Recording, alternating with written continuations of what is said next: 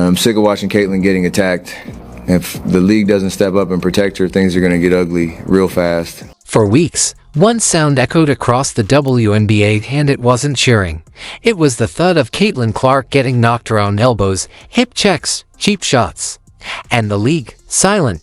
Not a word. As Clark kept getting hit, fans exploded online. Sports shows mostly shrugged. The message was loud, even if unspoken, tough it out, rookie. But then boom, the silence broke. Not because the WNBA stepped in, but because some of the loudest voices in basketball history finally spoke up. Steph, LeBron, Luka, more than half a dozen NBA All-Stars. And they weren't delivering carefully packaged compliments. This was straight up frustration, real talk, blasting through the sports world with no filters and no hesitation. From coast to coast, every arena heard it. Normally, NBA players show love quietly, or a tweet, a passing comment, maybe something in a post-game presser. But Pascal Siakam, he tore up the script live on air. Asked a soft, feel-good question, who's getting the most love in hoops right now? And he didn't even flinch. Honestly, it's Caitlin Clark, he said. The love around her is ridiculous. And just like that, the conversation changed. Oh man, Caitlin she's a beast, man. Like, and they love her. So I'll probably say Caitlin Clark. I love Tyrese, but she's another level in terms of just the love that she has. Pascal Siakam didn't compare Caitlin Clark to other WNBA rookies. He stacked her up against Tyrese Haliburton, his own NBA All-Star teammate, and still gave her the crown. That's not hype. That's honesty. Clark isn't just turning heads, she's tearing down the invisible wall that used to separate their league from the league. And with that one bold statement, Siakam stamped her ticket into basketball's biggest conversation. Then there's Obi Toppin. He's not the guy you expect headline quotes from. He speaks in highlights, not sound bites. But when he was asked about Caitlin Clark, his answer was raw and real. Caitlin's amazing. Seeing her courtside at our games is awesome. We cheer for her the same way she cheers for us. No Pierre gloss, no rehearsed lines, just genuine respect from players who recognize game no matter the jersey. Yeah, Caitlin's amazing. Super amazing.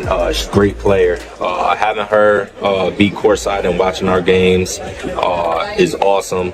We see the excitement that she has on the sides, but just like she's doing that, we do the same. Like when they're playing, like it's so much. It's a joy to watch. This is pure basketball respect, no labels, no hierarchy, just hoopers recognizing hoopers. And when mid-tier NBA players talk like that, you know the culture has shifted. Tyrese Haliburton, sharing a city with Caitlin Clark in Indianapolis, sees the storm around her up close, the cameras, the crowds, the constant noise, and yet she stays locked in. LeBron, Steph, Jokic, and Caitlin, he told reporters, she's top 5 in fame across the sport. No debate. That's not exaggeration. That's a front row view of a movement.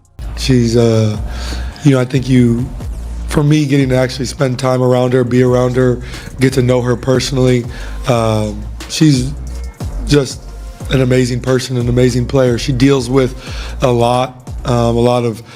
lot of rhetoric behind her that she really has no control over, and I think that the way she handles that is just amazing. Like, I think when it comes to the game of basketball, like, she's probably top 5 most famous people that are playing right now, just in general. That includes our league as well. Haliburton wasn't exaggerating.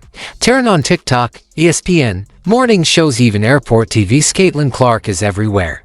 And Haliburton knows what pressure feels like. He's the face of an NBA franchise. But even he says Clark's carrying more. Wait, that says more than any highlight reel ever could. Then came LeBron. When he talks, the whole sports world shifts. He could have played it safe, but instead, he went big picture. She's bringing eyeballs, he said. They're flying private now. Celebrate that. Translation: Clark isn't just dominating on the court. She's fast-tracking the kind of progress the WNBA has been chasing for nearly 3 decades. What it means to carry a league into a brighter future. And when he spoke about Caitlin Clark, it felt personal, almost protective. You could read between the lines. Don't mess this up, WNBA. Protect your superstar. Then there's Trae Young, a certified deep-range sniper who treats the logo like a layup. Yet even he admitted he'd need extra warm-ups just to keep up with Clark in a televised shootout. And here's the wild stat. Only two college players have ever led the nation in both points and assists. Trae Young and Caitlin Clark. That bond, etched in the record books forever. You were hype about Steph and Sabrina. I know that you have spoken about Caitlin Clark. You're a big Caitlin Clark fan. Oh, yeah. She, of course, is an excellent shooter. Would you ever do like a Caitlin Trae three-point contest at All-Star? Of course I would. I've gotten to talk to her too throughout our college years. We're the only two people that ever led college in points and assists. That's a crazy stat. I'd have to definitely practice a lot more than I have for these previous three-point competitions. Nah, I'd be ready for sure. I'd do it. Trae Young's challenge wasn't just for laughs. It was real respect from one elite shooter to another. He sees Clark's mechanics, her confidence, her quick release, and knows they belong on the same neon billboard as his. Fans would live for that showdown. And sponsors, they're already circling. Then came Paul George, one of the few stars who can step back and speak truth without sounding preachy. Look, he said, "Vets spent years grinding in silence. Now a rookie shows up and becomes the face overnight." Some people won't love that. He wasn't justifying the physical hits. He was explaining the tension, and his take cut through all the noise. You gotta put it in perspective, right? These girls have been grinding to grow the game of basketball in the WNBA. They've been grinding to grow the sport to the world, the viewerships. They've been grinding for all of this. And then you have this girl that comes along from college and is an instant change. She's handed pretty much being the face of the league. There's going to be girls that are offended by it. Paul George was unpacking the human side of change. In just a few sentences, he praised Clark's rapid rise while showing respect to the pioneers who paved the way. That balance. It's rare, and it's why his words echoed across podcasts for days. Then a reporter lobbed Luka Doncic a softball. Who's your favorite women's player? Who's your favorite women's basketball player? Caitlin Clark. Really? Yeah. You don't like Paige Buchers? She's okay. I didn't see her playing the women's NBAs. Luka didn't hesitate. Caitlin Clark. No disclaimers. No qualifiers.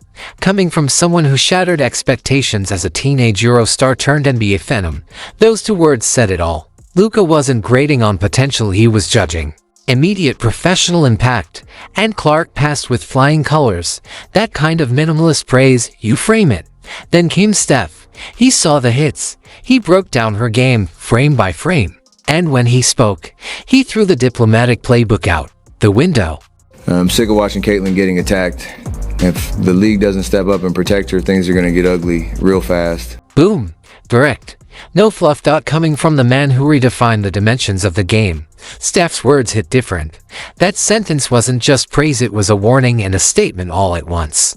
I saw somebody break down the release time, which is pretty much identical to mine. And then her just confidence, you can't help but watch when she plays, where she's shooting from, the range, the confidence, the flair. Like, she's a performer.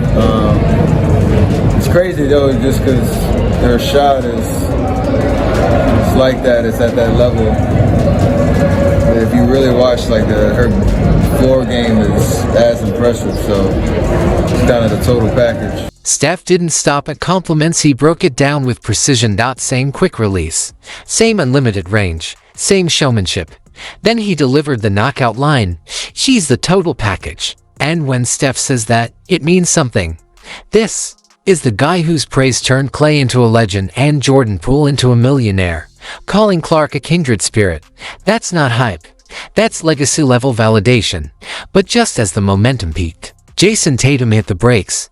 Asked about the WNBA, he gave a 7-syllable answer, AJ Wilson, and moved on. Favorite WNBA player? AJ Wilson. No disrespect to AJ Wilson, her dominance speaks for itself. But Tatum's decision not to even mention Caitlin Clark, that felt intentional. Same vibe with Kevin Durant. Asked to name his favorite female athlete, he didn't hesitate. Angel Reese. On the bounce. No shade thrown, but the silence around Clark was loud. Angel Reese.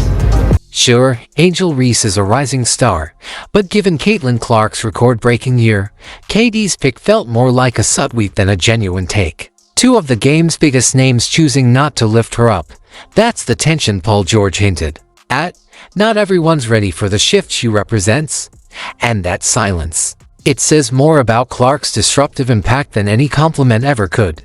Step back from the social media noise, and the numbers speak volumes.